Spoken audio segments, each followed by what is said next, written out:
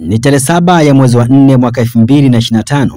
Ni maadhimisho ya siku ya muasisi wa mapinduzi ya Zanzibar, hayati Mzee Abeid Amani Karume. Sheikh Abeid Amani Karume alizaliwa katika mji wa Pongwe kisiwani Unguja Agosti 4 mwaka 1905, akitokea katika familia ya watu 6, ambapo baba yake aliaga dunia mwaka 1909 wakati Abeid akiwa na umri wa miaka 4.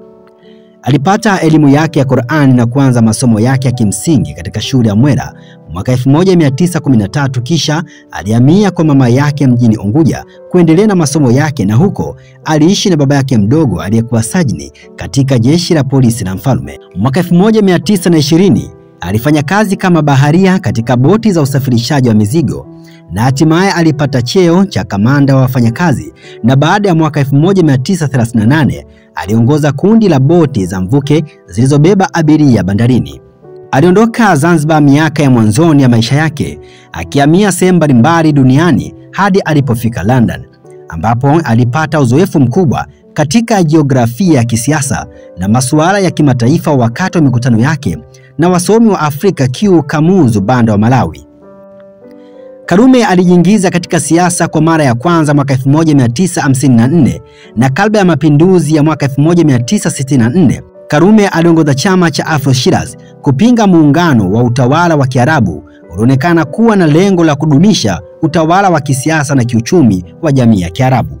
Januari 12 mwaka 1964, wafuasi wa chama cha Afro Shirazi walimshinda Sultan Jamshid bin Abdullah na kuanzisha utawala wa Afrika, na Karume alikuwa kiongozi wa bara la mapinduzi na kisha rais wa Jamhuri mpya ya watu wa Zanzibar.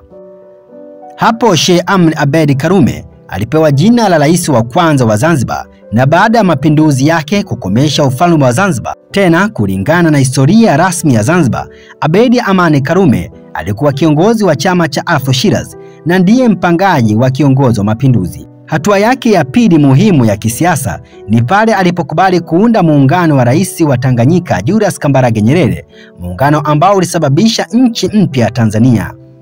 Hivyo akawa makamu wa kwanza wa rais wa Jamhuri ya Muungano wa Tanzania.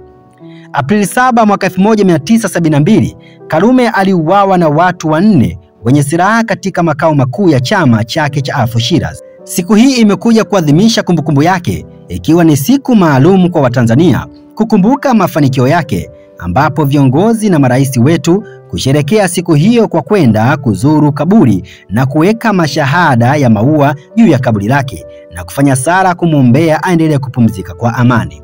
Ili kuendelea kupata habari zetu, usisahau kusubscribe, kulike, kushare na kucomment. Endelea kufuatilia kupitia mitandao yetu mbalimbali ya kijamii. Stein TV_TZ. Msomaji wako ni mimi Ikram Hussein.